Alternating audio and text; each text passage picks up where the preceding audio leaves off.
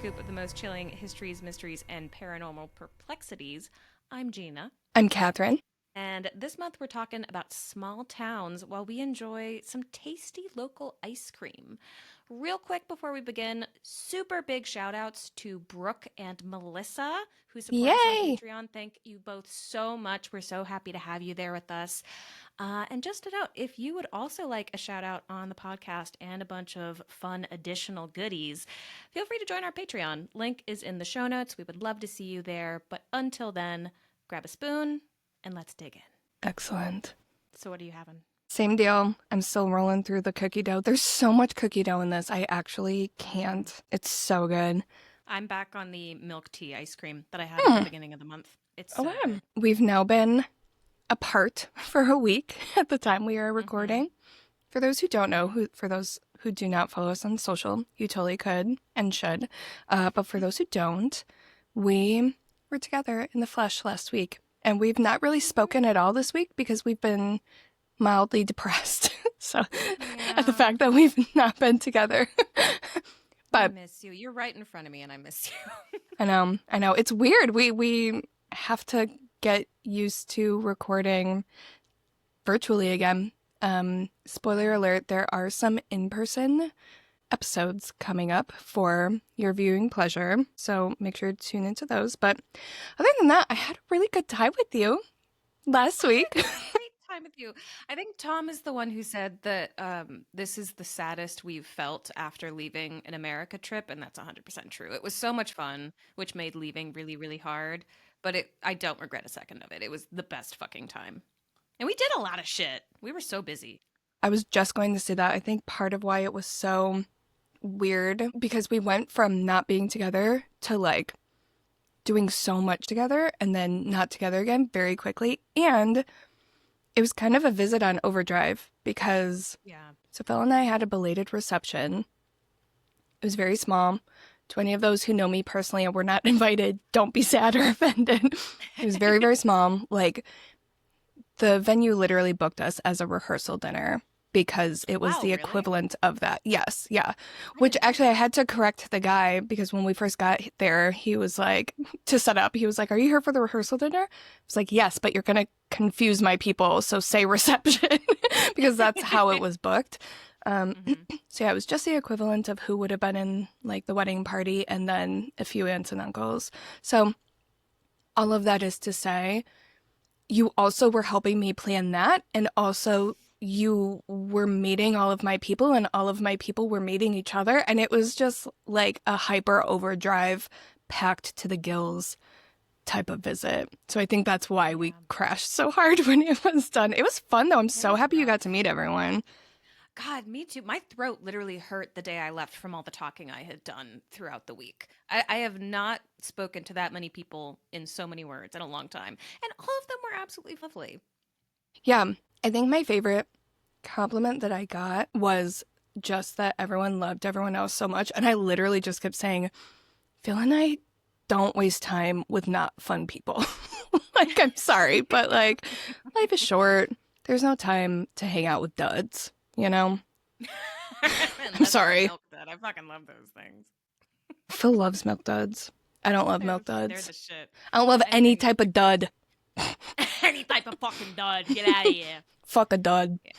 It was good. But I'm so glad that the day that Tom and I left, the four of us, like me and Tom and you and Phil, we all still got to have a brunch, just the four of us, and hang out, which was nice. Because we had plenty of that during the week, but it was nice to end it on the note of like us being together. Personally, for me, that was really nice. Yeah, I liked that too. I also liked the timing of that because I didn't need to get out of bed until 11:30 in order to do that. God. So I appreciate your flight time that day. But what else did we do? We went on a ghost tour with That was all my great. girls. That was great. We all got our tarot read. We went to the wine bar. I was just going to say that. I was like, ooh, that's a good transition to our own tarot reading. Yeah, we went to, shout out to, oh my gosh, wait, there's so much we have to talk about. Okay, real quick. First and foremost, not foremost, first thing on my mind, shout out to Caulfield's. We went to this wine bar called Caulfield's, hashtag not sponsored but wannabe. We got a flight of wine and a chicken pot pie flatbread. Hello. Delicious. Yeah, So good. delicious. And then we did a little tarot reading, just the two of us. It was so good and so spot on. I loved that afternoon. And then shout out to our men. Yes. I didn't even think to mention this, but we have to mention this. That was the sweetest thing ever. They had been teasing us with like a surprise dinner, and we thought the surprise was just they wouldn't tell us the restaurant because they know that we struggle with secrets. So we've spent the last like month and a half trying to figure out where we were going for dinner.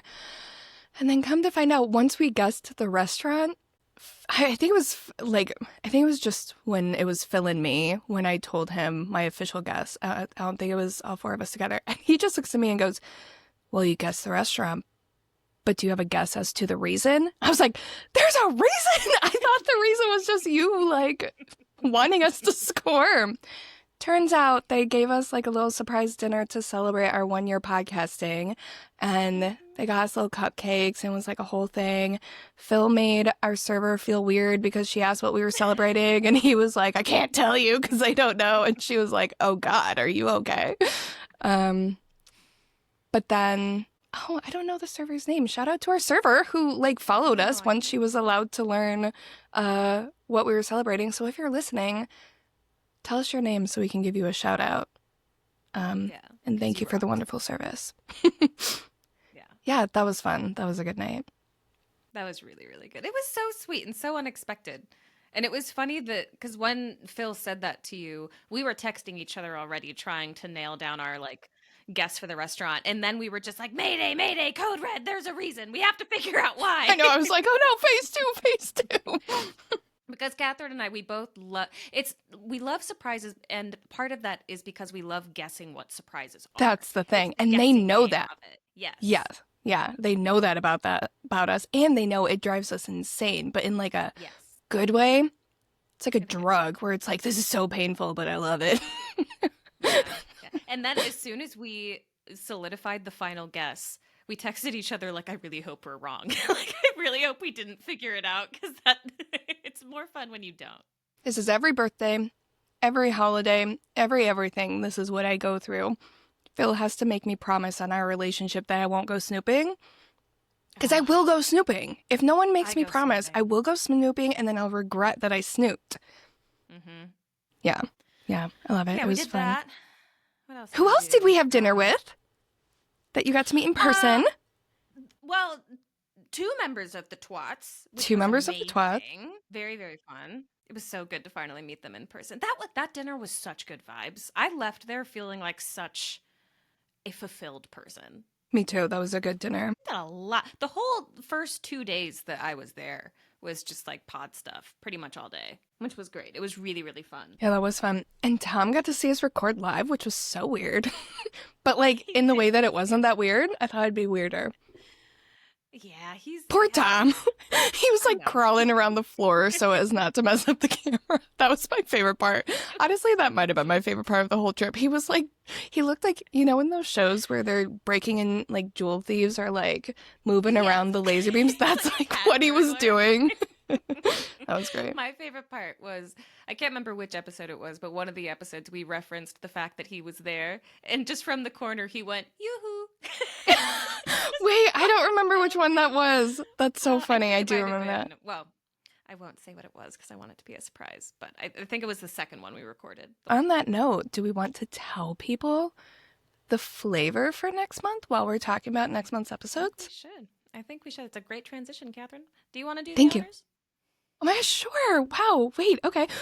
I'm so scared. Okay, so our December topic is going to be ghost stories. And the flavor is just cocktails, either ice cream or otherwise. Yeah, so we're getting into the holiday spirit by telling some spooky ghost stories and getting drunk while we do it, as the holidays are meant to be. Oh, and we have to rate this month still. What am I doing? Yeah, hello. Okay. Do you want to go first? I feel like I went first last month. I'll go first. I am suspicious of this because, well, okay, it's a 5 out of 5. And the reason I'm suspicious of it is I have that feeling of when you were in school and you had that one teacher that was like, I never give 100% because it doesn't exist. And it's like, well, if it doesn't exist, what's the point of fucking having it? It's just dumb. So this was a 5 out of 5. All of the flavors that I had, I really enjoyed. I thought they were delicious. The ice cream itself from all of them was so good. None of like the grainy, like ice chippy type stuff. It was all super Nice. creamy. And all of them were just great all around. Yeah, 5 out of 5. 100% going to be eating from all of these delicious local eateries again. Love it. I mean, What about you? honestly, I'd give it a 6 out of 5 if I could. Extra Ah, credit. I'll give it extra credit. Like 100% definitely 5 out of 5 at least. Pristine, exemplary cookie dough experience, which I hell did yeah. not think was possible. Huge shout out to Scratch Ice Cream, hashtag not sponsored, but genuinely want to be, like actually want to reach out to you to sponsor us. Love it very much. I think I mentioned this in a previous episode. Not only are there globs of fresh made chocolate chip cookie dough, but there's also chocolate chips. So you literally, it almost feels like cookie dough topped with ice cream versus cookie dough ice cream.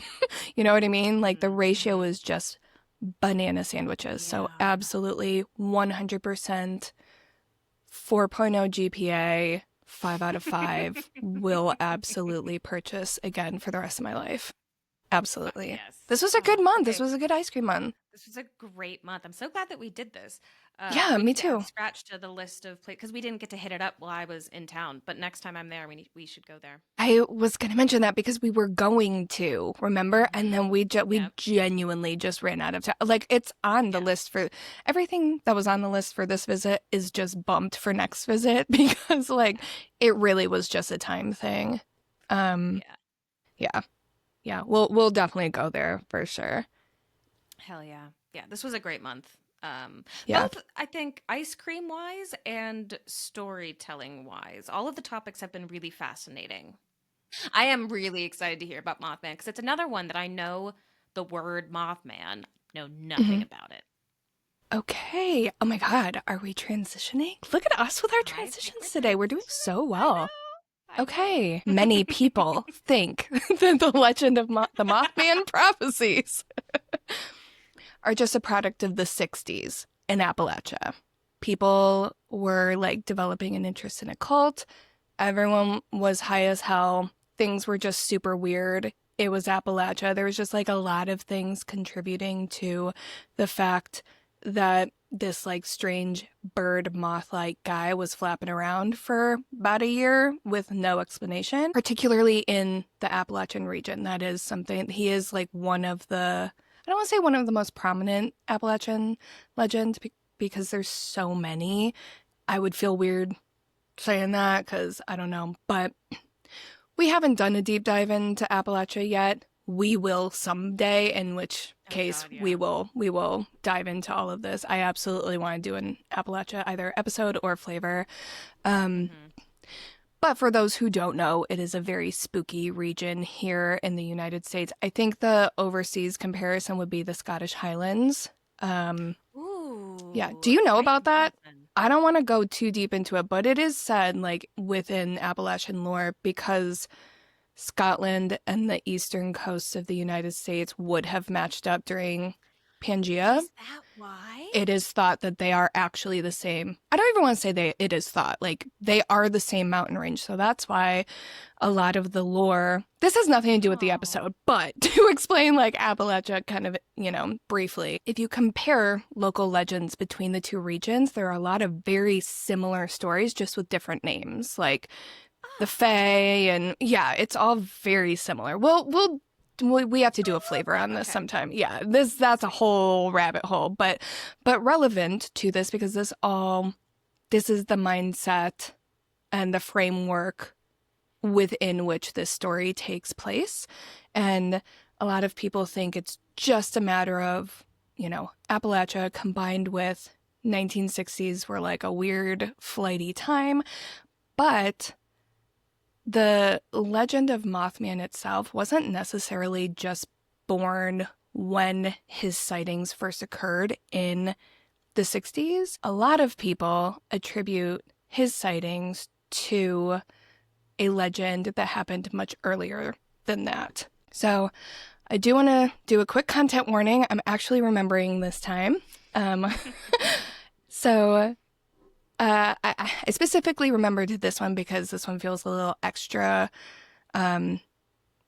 sensitive to me, I will say, because this is another story that starts with the horrible treatment of Native people in the area, which a lot of the Appalachian legends are born from the Native nations down there. And the legend that I will be telling is likely significantly whitewashed. So just want to give a quick message saying that the legend I will be sharing, I am not saying this is necessarily what happened. This is just the legend that is shared that has contributed to the thought process and framework within which Mothman kind of was born. So all that is to say, also trigger warning for death in general, and then the loss/presumed death of a family pet. So I know that's a brief part, but it's kind of sad. So just wanted to say it right up front. I'm proud of myself for remembering. That was really good, yeah. So we're going to start our story with the legend of the cornstalk curse. Back in the 1770s, America was brand new. Wasn't even America yet, technically. As far as the European settlers were concerned, they were the first ones there. It was brand new land. They could do with it whatever they wanted. We all know this not to be true. But that didn't stop the settlers from moving further and further inland and kind of encroaching on the nations that already lived on the land, particularly in West Virginia, because that at the time was very far west, even though obviously we know now the country is so much bigger than that. To them, it was like, the wild frontier or whatever. So as the settlers started to move west into what is now West Virginia, the indigenous people who lived there were like, okay, whoa, you're getting a little greedy. We need to protect ourselves. So 7 native nations decided to kind of band together and form an alliance to prevent the settlers from basically taking over their homes.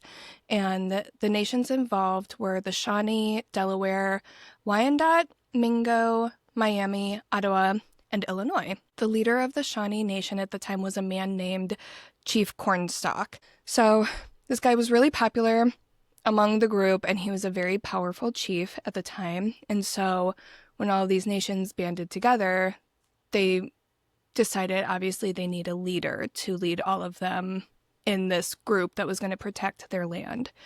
So Chief Cornstalk was like, okay, cool, I'll do it. In 1774, when the settlers were moving down into the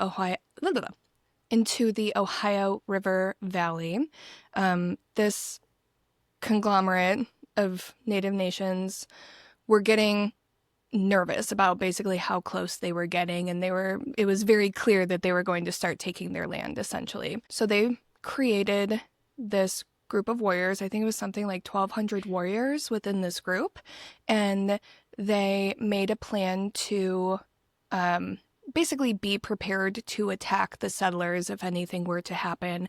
And then, again, they were encroaching further and further on their land, so they decided to do an actual formal attack. Somehow, word got out to the colonial military that these warriors were making preparations to basically attack them, and they, in turn, decided to attack the native people as basically I'm going to dump you before you dump me kind of situation. They tried to get there first. Yeah. As is the case with most of these stories, the native people were no match for the colonial military's weapons, and they were horribly defeated.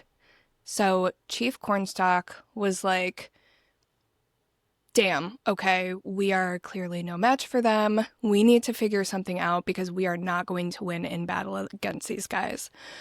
So as time went on and they were talking through, what they should do, how they should protect themselves, he realized basically the value of just getting on their good side.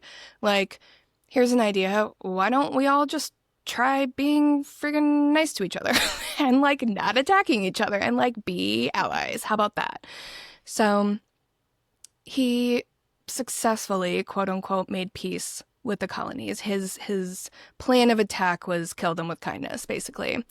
And at a certain point, you know, things were going well. They were allies. There was peace amongst them. I don't know exactly what types of deals they were making that, you know, made the colonies treat them nicely, but things were good for a while until at a certain point, the colonial military was like, hey, new friends, we have some rogue settlers in the area. They're not doing what we want. Since we're buds, will you help us, like, get rid of these guys? Chief Cornstalk and one of his fellow leaders, a Delaware chief named Chief Red Hawk, were like, not the vibe. We really don't want to fight. That's like the whole reason we did this. So respectfully, no. The colonists didn't like hearing the word no. Not the last time in history that will ever happen. So they decide that they're just gonna imprison Chief Cornstalk and Chief Red Hawk. Oh, what the fuck? Yes. Yep, I know. This whole legend is like the trigger warning. I like hate this story. I'm so sorry. Oh no. I wish I could say I was surprised. It does get worse, Great. just so you know. Okay. So they're taken hostage and I didn't understand this. I looked in many places and a lot of the legends said the same thing, but the logic was if they had these chiefs that would basically protect them from getting attacked. I guess the logic makes sense. Like, if we have them, you can't attack us because we'll do something with them. I guess that's the way hostages work, but I'm just like, isn't that worse? Like, why do you have to steal people? I don't know. I understand that war is not logical. Anyway, okay. Focus, Kathryn. We're on page one of my notes. I agree. I love the vibe of everyone just being nice to each other.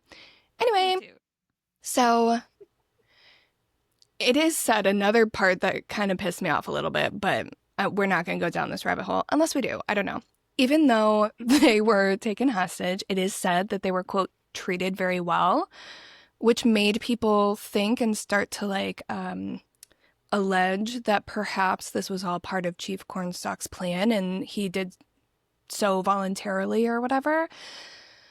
I don't know if that's true. That feels very like, oh, we shared the first Thanksgiving and we all were very nice to each other and no one was hurt ever kind of vibes. But like, again, I don't know. So shortly thereafter, after the two chiefs were taken hostage, Chief Cornstalk's son was also taken captive. And the following day after his son was taken captive, the colonists were ambushed, leading to the death of one of the colonists' soldiers. And this basically enraged the colonial military. They were like, what the fuck? Like, this is not okay. So they like first kidnap all of these men and then get mad that they're attacked. So hey, don't be mean. Yeah. I'm like deep breaths. So the fellow soldiers like storm into where these chiefs are being held captive, and they have full intention of just slaughtering them right then and there. And it is said that Chief Cornstalk like rose to meet them and was standing like very proudly and would not back down, to the point where all of these men were like kind of paused. You know, when people have like that big calm presence to the point where it's so much scarier than like a big bumbling idiot who won't shut up. That's the vibe I'm getting from this story. So despite the fact that he was standing tall and proud, they still attack him and they kill all of these men that were being held captive. And it is said that Chief Cornstalk was shot 8 times point blank before he fell to the ground.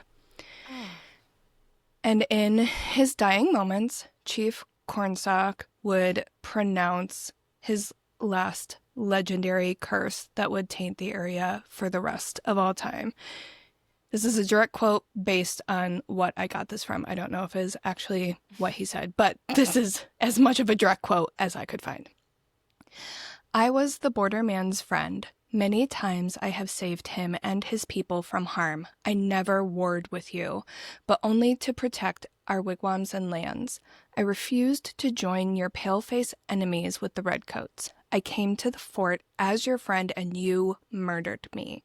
You have murdered by my side my young son. For this, may the curse of the Great Spirit rest upon the land. May it be blighted by nature. May it even be blighted in its hopes. May the strength of its people be paralyzed by the stain of our blood. Damn. Yeah, damn, right? Like, that's a good curse, and I support, even if he didn't actually do it, kind of wish he did, because that's a good curse, and it's valid and warranted. Yes. So, over the next few centuries, which, like, brings us to today, because the United States has not been around that many centuries, but over the next few centuries, there have been numerous tragedies that have affected the area. Most notably, there have been several devastating floods that occur just over and over and over again. One of the most prominent floods happened in 1937, and the water rose to 22.5 feet. Oh my. Yeah, it was said that God. homes and businesses were flooded into their second stories. And it was just, I mean, it was apocalyptic. Also, this was the 30s. Like, people didn't really have much at all to begin with. So it was devastating for the area. And it happened so quickly that everything was just destroyed. And the year prior, in 1936, they had floods up to 11 feet high. I will say that this area, it's not super astonishing that there would be so many floods. It's a river valley and surrounded by mountains on, like, relatively close to a coast that does have hurricanes. So it's not like, oh my God, this is totally bizarre and weird. But, you know, again, keep in mind, these people are kind of operating with the lore of this curse. And anytime something devastating happens, we've talked about this. We talked about it in Mass Hysteria Month. We talked about it in Curse Month. Like, this is a thing that happens where even if you're super logical and there is an explanation and it can be explained away, there's always that kind of like, what if, you know what I mean? Especially if you're the one being very directly affected by it.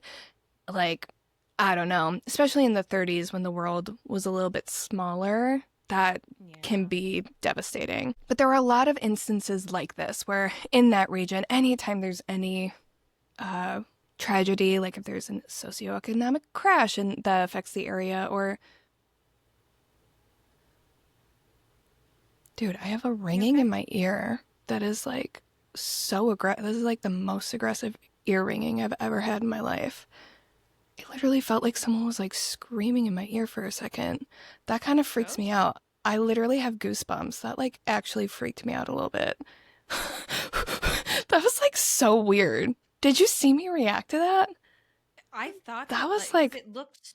If you had said like, I think Phil just broke something, I wouldn't have been surprised. It That's literally, the face. Like, it was like a scary, I heard something go wrong face. I did. But not like it was like in my ear. Ooh, that was weird. I don't like that. That like scared me. Was it just really loud? No, it just like, I don't know how to explain that. That was weird. It sounded like someone was screaming inside of my ear. Not like in my ear, but like, Oh. and then it started ringing like a normal ear ringing. That like is honestly, I got chills. That was weird. I didn't like that. Please leave me alone. I'm like, I have to get my feet off of the ground. I just did the same thing. I just pulled my feet off the ground. Okay, wait. I feel like I have to like set an intention or something. Chief Cornstalk, if that is you, I promise I'm telling this story with the utmost respect. That was scary. I'm like actually kind of scared right now. Let's skip to Mothman. Okay. Okay. So this actually, I was just going to talk a little bit more about like the fact that whenever a tragedy happened, this curse. I'm like scared to talk about this curse. Basically, top of mind for people in the area, which brings us to arguably the most infamous result or story that was born out of the curse, which is the legend of Mothman, which all started in the year 1966 on November 15th. Hey, that's the day we are recording this episode, which is so funny because we were supposed to record this before you came into town, and we were so stressed. We were like, whatever, we'll just bump it to the week after. And then we had to reschedule to today, and I literally didn't know. That was not purposeful at all. Yeah. Damn. So I like isn't that wild? Okay. Yeah. Okay. Yeah. A little scared. Okay. I know. Ooh, scary. Anyway, so I didn't plan this, but fun coincidence, if that is what it is.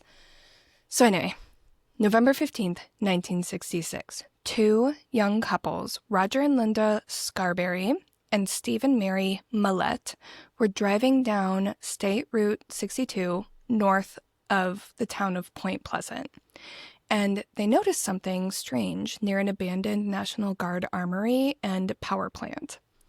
They claimed that it looked like a man standing like 6 or 7, possibly taller, feet high. So they see this very, very tall man-shaped thing hanging out near the bunker. And the reason there was a bunker, let me explain, was this area was, and I think still is, I could be wrong though, referred to as the TNT area because it was an ammunition manufacturing facility and test site during World War II. So, oh, dude, come on, don't go anywhere near there. and that's the thing. I imagine it was a place where like kids would go and like fuck around or whatever, which is like not safe. So that's kind of the vibe that they had. They see this guy, they're like, that's weird. Why are you in the TNT area? They're probably thinking what I just said, that's like kids being weird or whatever, until the car got closer to the area and they noticed that the figure they were seeing was gray in color and had these ginormous wings. And they were like, what is that? What is this? We need to get the hell out of here. I'm paraphrasing, but probably not. That's what I would say. Yeah. So they get the hell out of there. And when they do, the thing starts running like in the same direction as their car, like kind of alongside their car.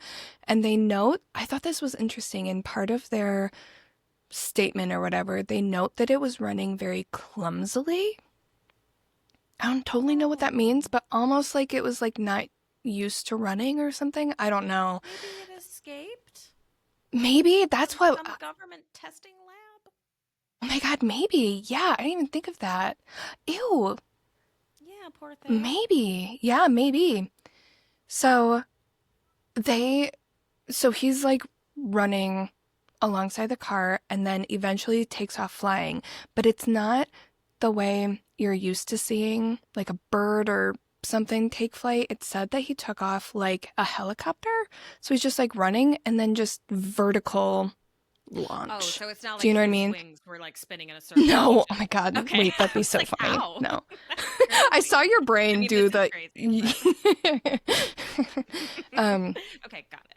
Vertical So, launch. yeah, vertical launch. So now he's flying and he's keeping up with the car. And they say that like they're speeding off in fear down a highway. So they're going quite fast.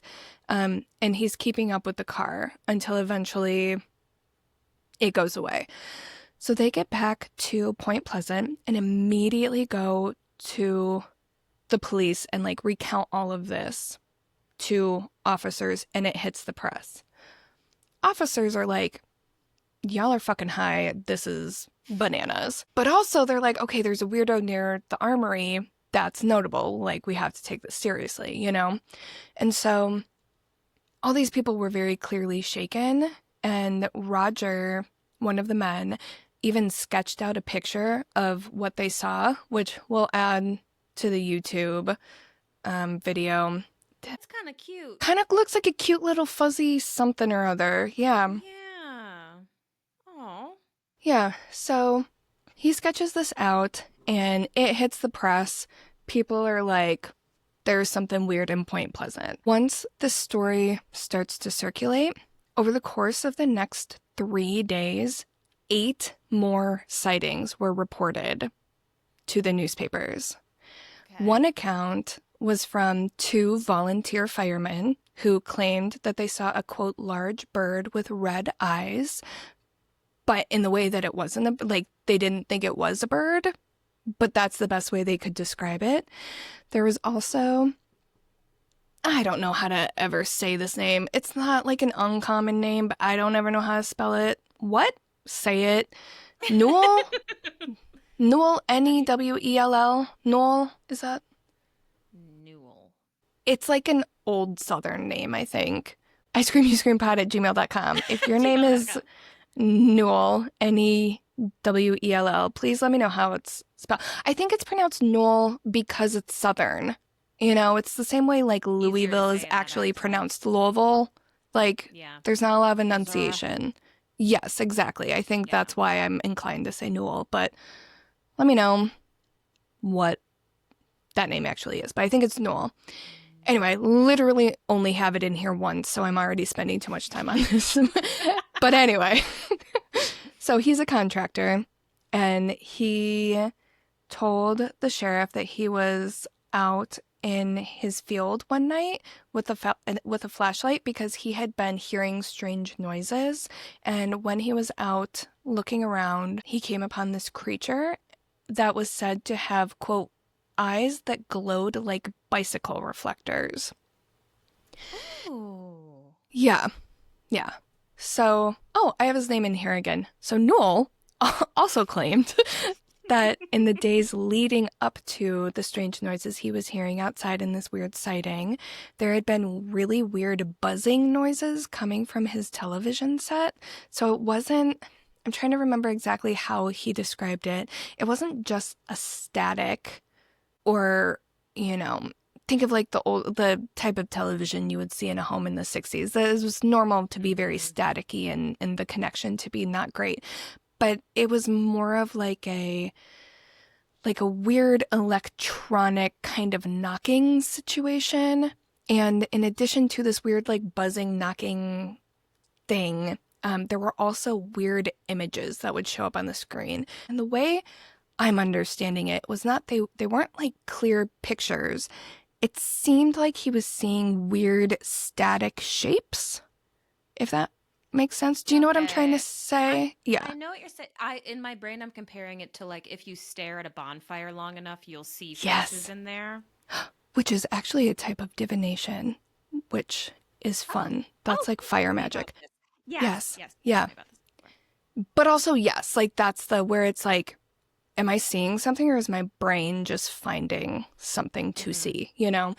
So basically, that kept happening in the days before he found this creature. Is also said that he did have a German shepherd who was super loyal, never left his side, that just like up and vanished one day, never to be seen again.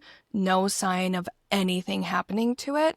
And he was adamant that this was not a dog that would ever run away. It's kind of a classic like that can be explained away, but if you know your dog more than anyone, you know your cat more than anyone, you know, like it's just one of those things that I am inclined to be like all of these things could have explanations, especially out in the middle of nowhere in the 60s. Like, yeah, there's probably going to be Yeah. a lot of electrical issues with the television. There's probably going to be weird creatures lurking around your yard. There's probably going to be somewhere your dog can go, but he was telling this story in such a genuine and kind of emphatic way that it's like you can tell it was like, no, this was weird to happen, basically, you know? Mm-hmm. Yeah. I also can I make a point real quick because I have Yes, please an do. opinion. At first, when you were Yeah. saying the thing about the static, I was like, I don't really know if I buy that Mm-hmm. because like you can, your brain just finds patterns wherever it can. But all of those things compiled together is notable. Likewise, that's a bunch of really specific, besides the dog, that's a bunch of really specific shit to notice. Like, one of the things I Mm-hmm. think about a lot is if I ever have to give testimony to police officers and they ask, what were you doing that day? Had anything weird been happening? I would Yes. have no fucking idea. I do not notice the things that, especially when it's like a TV set. You watch that shit every day. If static was weird Mm-hmm. 2 days ago, I'm not going to remember that. So it must have been bad enough where it's stuck in like the mundane activities of his life Mm-hmm. stuck in his brain. That's very compelling. That's such a good comparison because you wouldn't remember certain things if there really wasn't anything. That's why this is such a tangent, but I always struggle when people are like, oh, their story changed. They said they did this at that time instead of that. And I'm like, if I was innocent, I wouldn't fucking get my story straight either, because I wouldn't remember what I was doing. Because I was innocent. So, but yes, that's kind of the same vibe, where it's like, if you can remember very specifically what you saw and how it looked and what happened next and all of that, that's notable. So people start getting nervous because, there have been several sightings / weird occurrences, and people are starting to realize, oh, wait, I had a weird experience before too, but I didn't realize it was weird until I knew other people were having weird experiences, So the community, I don't want to say they were panicking, but it was being talked about. It was being reported on in the newspapers, etc., etc. So the sheriff in town made an official statement saying that what people were likely seeing was a large heron, which is a bird, and it is known to get up to 5 feet, which is roughly my size, which is different from a 7-foot man, much to my dismay. But it is said... Red eyes. We'll get there, don't worry. Okay, sorry. Because no, they do not. But their wingspan can be large, but they're not man-shaped. Like, they've got the very twiggy-looking legs, and, like, their stature is very small, but their wingspan is large. I mean, they're large birds, don't get me wrong, but they're not giant man-sized monsters. So people weren't really buying this for the reasons I just said. The thing they were seeing was much taller, and that didn't explain the red glowing eyes. So a wildlife biologist from West Virginia University named Robert Smith told reporters his opinion was it could be a sandhill crane, which very closely matches the description of a heron, but it does have red eyes. So, sandhill cranes, first and foremost, are not native to the area, but this biologist guy, Robert Smith, said that it was possible that it got mixed up during one of its, migration flight things and somehow ended up in West Virginia, and that could be why it was, the thing people were seeing was stumbling and in weird areas and all that kind of stuff. My expert opinion, I don't totally buy this, because I was watching videos of sandhill cranes and they do not look like helicopters at all. That's my expert opinion on the topic. Just looks like a bird. So, also, to that point, the average flight speed of a sandhill crane is 25, 30 miles per hour, which this one I did look up, roughly 40 kilometers per hour. And those initial witnesses claimed that whatever was keeping up with them when they were speeding away in fear. If you're driving away from the site of something spooky, you're going more than 25 miles per hour. That's like a casual residential speed, Yeah. So I don't buy the sandhill crane situation personally. And honestly, neither did a lot of the locals. It seemed very yes, this could be it. This is a logical, biological, scientific explanation, but there were too many gaps in what people were seeing and the behavior of it. And sandhill cranes, I don't know exactly where their migration pattern takes them, but I know that sandhill cranes are out in California, so that's a far way really far to go.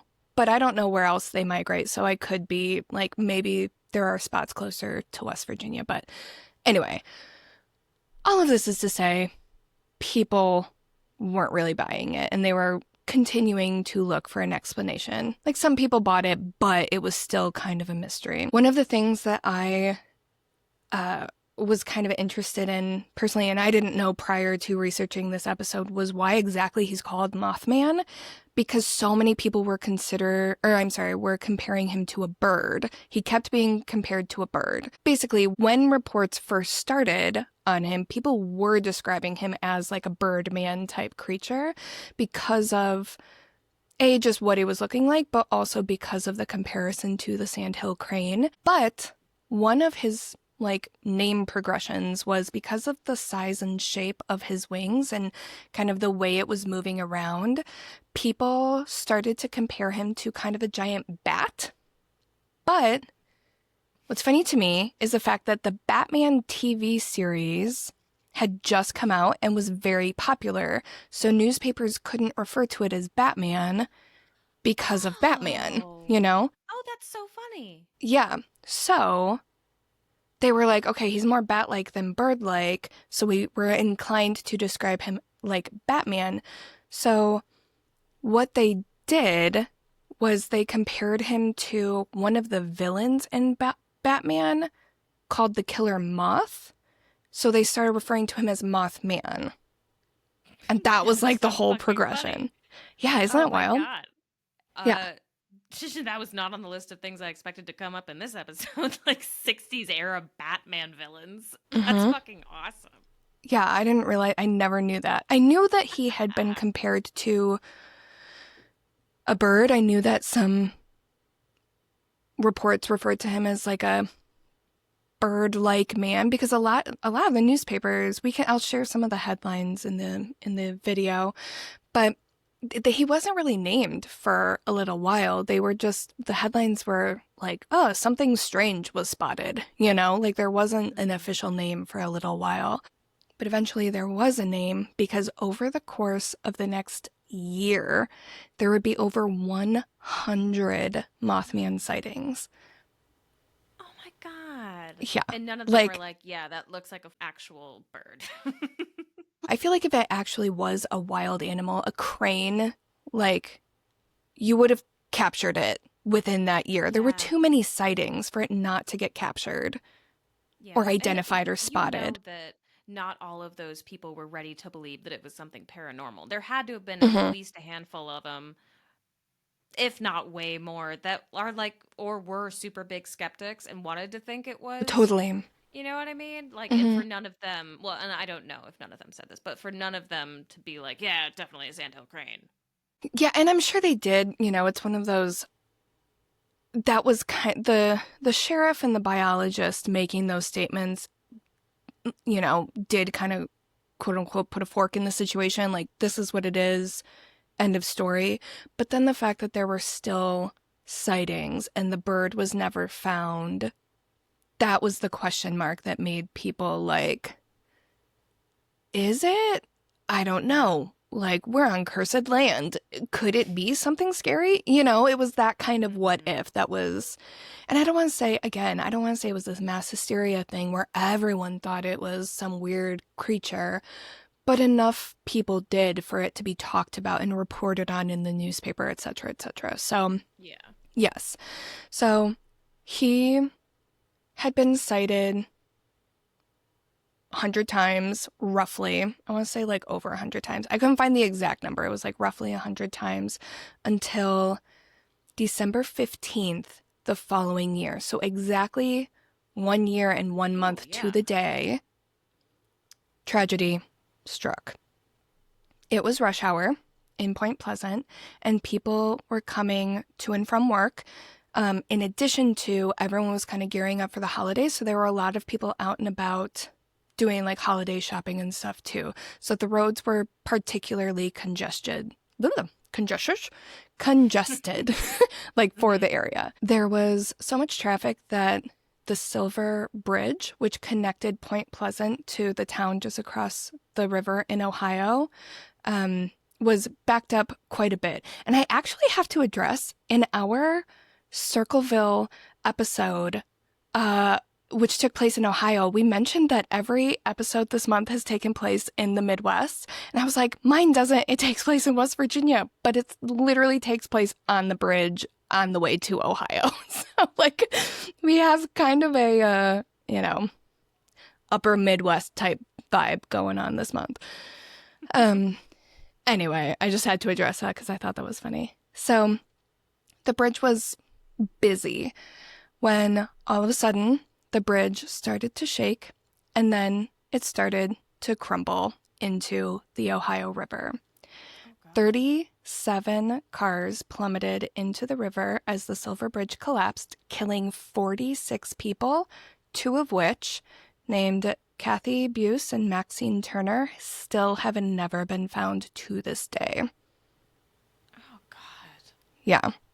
Yeah. And it was just like out of the blue. As far as all of these people on the bridge and driving in the cars and stuff were concerned, it was like nothing happened. There wasn't an accident. No one ran into anything. It just all of a sudden they were driving and the bridge just like into the water.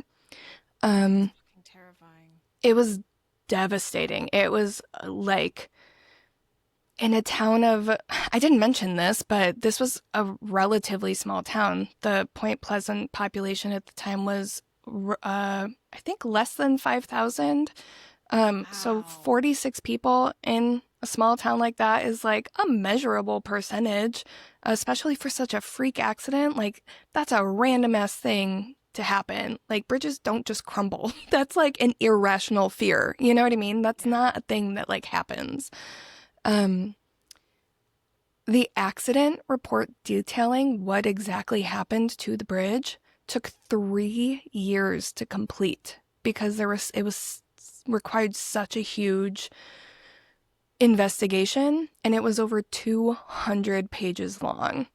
Jesus. It was just like bananas. If you want to read through the accident report, we will link it. But in summary, what happened was there was some corrosion in a small, like chain link type part of the bridge that led to a teeny tiny little crack that was 2.5 millimeters deep, which just compromised the entire structure and it just crumbled.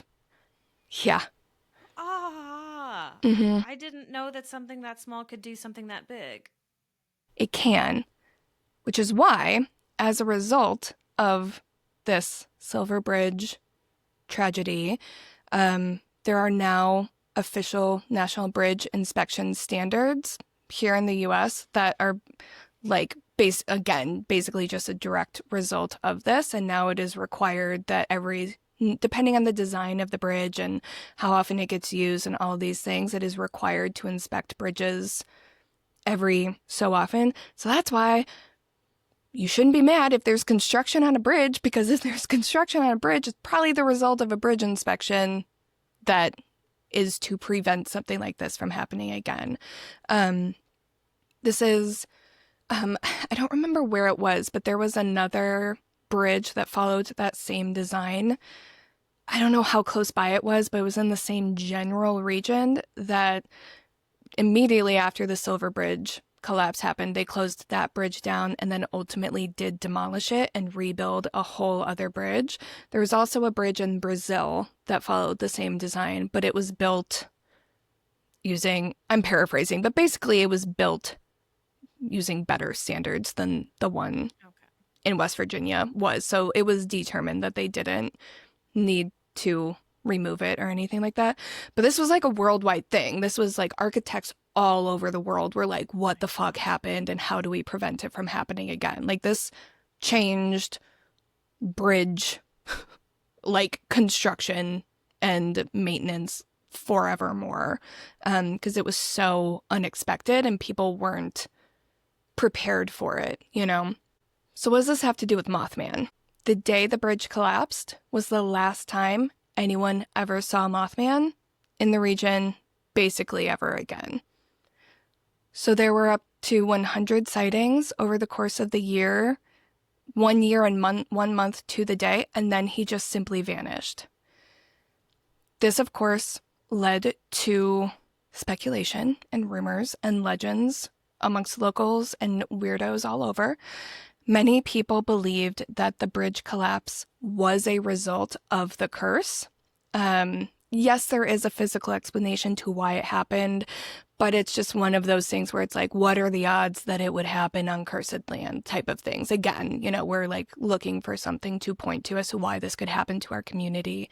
And Mothman's presence is thought to have been a warning about what was to come. For a while, people thought that Mothman was the one to blame, like he's the one that collapsed the Silver Bridge. But in recent years, people have kind of gone back to the idea that he was prophesizing this was going to happen. So if you've ever heard of the Mothman prophecies, this is what that means.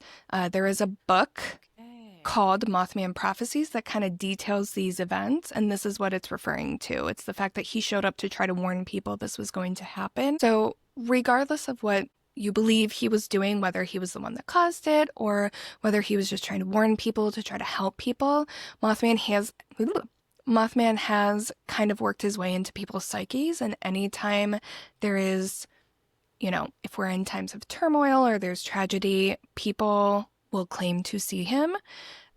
He has been spotted across the country at various times. One of the most notable regions that he has been sighted is Pennsylvania, and another one is Chicago. He's been seen in Chicago as recently as 2023, and the first time he was allegedly spotted in Chicago was in 2017, which I think is notable because that's the year I left Chicago, which was a personal tragedy for me. So I believe those sightings. Yeah.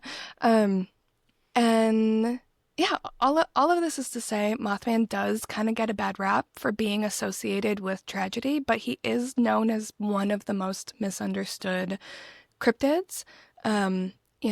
Like I said, he sometimes gets blamed for being the one to cause the tragedies, but he's also like, if you you don't want to see him because that means something bad is going to happen. But it's kind of like a don't shoot the messenger type of situation. Like, it is thought that he is likely a very lonely cryptid because, no one wants to see Mothman.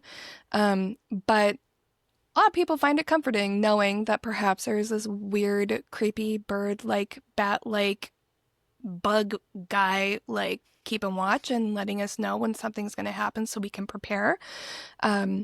Most people do choose to celebrate him and kind of think of him as a good guy. And if you wish to celebrate him, you can travel to Point Pleasant to visit the Mothman Museum or statue. What? Or attend the Mothman Festival, which happens every fall. And we absolutely have to go someday because, hello. I will say next year is probably going to be bumping because that's going to be the 60th anniversary. So, oh, man. It's one of those, I would love to go, but I'm also, not emotionally prepared for that. I imagine it's going to be, crazy. Yeah.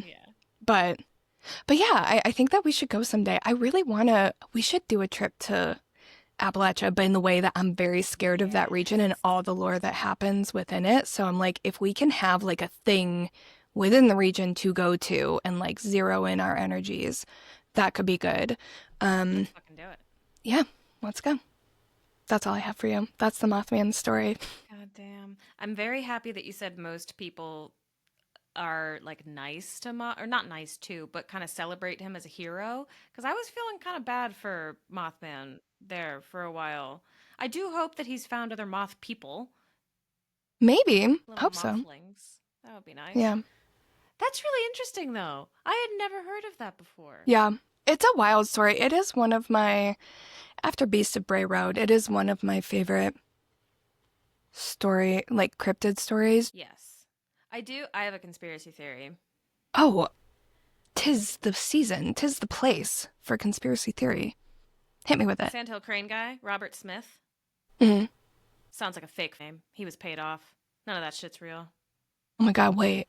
Paid him to say that. Okay, yeah, that's it. That's the story. Sorry if you can hear Cinnamon. Cinnamon agrees with that theory. Also, I just realized my light is off. I'm sorry. I don't know when my light turned off. Anyway. You have a halo that I don't think you did when you... Oh my god, what is happening right now? I'm so scared. It's like a ring light. Yeah, awesome. Well, that's Mothman. Do you perhaps have something for me? I do have a story for you. It is a creepy pasta. Ooh, okay, let me pick my feet up. Hold on. Yes. Actually, I'm going to do the Okay. same because this is creepy. Did we address the fact that we're in our Udis today? Nope. No, we didn't. We're in our Okay. Udis today. It's real And will cozy. be the next few episodes. So stay Yes. tuned I for love comfy that. cozy season. Oh, yes. I love when it gets cold enough to wear my Udi. I spend Same. 75%, maybe 80% of the year waiting for it to be cold enough to wear my Udi. And then Yes. I don't take it off for, well, I wash it. But other than that, months. So this creepy pasta is called White with Red. It was originally published in April 2013 by an anonymous author. So we don't know who wrote it. Okay. It goes. A man went to a hotel and walked up to the front desk to check in. The woman at the desk gave him his key and told him that on the way to his room, there was a door with no number that was locked and no one was allowed in there. She explained that it was a storeroom and that it was out of bounds. She reminded him of this several times before allowing him upstairs. So he followed the instructions of the woman at the front desk, going straight to his room and going to bed. However, the insistence of the woman had piqued his curiosity. So the next night, he walked down the hall to the door and tried the handle. Sure enough, it was locked. He bent down and looked through the wide keyhole. Cold air passed through it, chilling his eye. I I don't like that. don't like looking What? through a keyhole. I Or love like looking through a keyhole. or like the like in a hotel, like the, what is that called? The peephole? Oh, the people? Yeah. Yeah, that That freaks me out. there was, okay, real quick tangent. When I was in college, there was this guy who would go switching around people's peepholes because you can unscrew them and screw them back in so that you can look outwards into someone's room. That's fucked up. That's so It was scary. fucked up. It was real fucked up. I did not stay at that college. I left that shit. Oh And my then he left. god. Anyway, so he's looking through this keyhole. What he saw was a hotel bedroom, like his, and in the corner was a woman whose skin was incredibly pale. She was leaning her head against the wall, facing away from the door. He stared in confusion for a while. Was this a celebrity? The owner's daughter? He almost knocked on the door out of curiosity, but decided not to. As he was still looking, the woman turned sharply and he jumped back from the door, hoping she would not suspect he had been spying on her. He crept away from the door and walked back to his room. The next day, he returned to the door and looked through the wide keyhole. This time, all he saw was redness. He couldn't make anything out besides a distinct red color, unmoving. Perhaps the inhabitants of this room knew he was spying the night before and had blocked the keyhole with something red? He felt embarrassed that he had made the woman so uncomfortable and hoped she had not made a complaint with the woman on the front desk. At this point, he decided to consult her for more information. I think the woman at the front desk. Okay. Yeah. After some gentle quizzing and the promise that the explanation would go no further than him, she finally said, "Well, I might as well tell you the story of what happened in that room. A long time ago, a man murdered his wife in there. And we find that even now, people get uncomfortable staying there. Because these people were not ordinary. They were white all over except for their eyes, which were red." No. And that's the story. Oh, isn't that just like, oh, that's so creepy. Just like That's why I staring don't. right back at him. That's why I don't like looking through people's. If something like that happened to me, I would not like looking through keyholes, but I do. Anyway, that's my story. No, that's so scary. It gives me the same thing, like feeling as something we talked about recently, which is when, like something gets closer. What am I trying to say? Do you know what I'm saying? We were just talking about it. And you look away and you look And back it's at closer. it and it got closer. That's the same feeling that looking through a peephole gives me. Because it's that, like you don't know the what's going to be idea- there. Yes, like the surprise proximity is scary.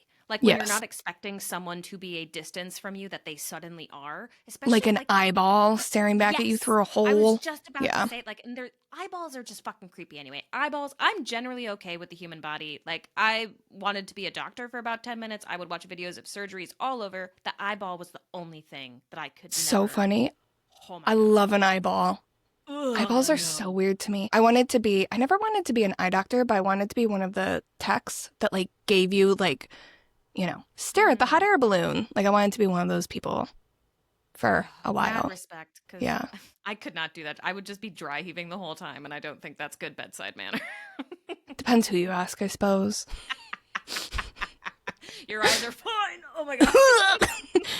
Everything looks great. Anyway, I think that's all we have for you today. As a quick reminder, if you want to join us on Patreon, link is in the show notes. Also, if you leave us a review and send us a screenshot of it to icecreamyscreampod@gmail.com, we'll send you a sticker. So that's pretty sweet. But anyway, until next time, little spoons, keep it cool. And keep it creepy.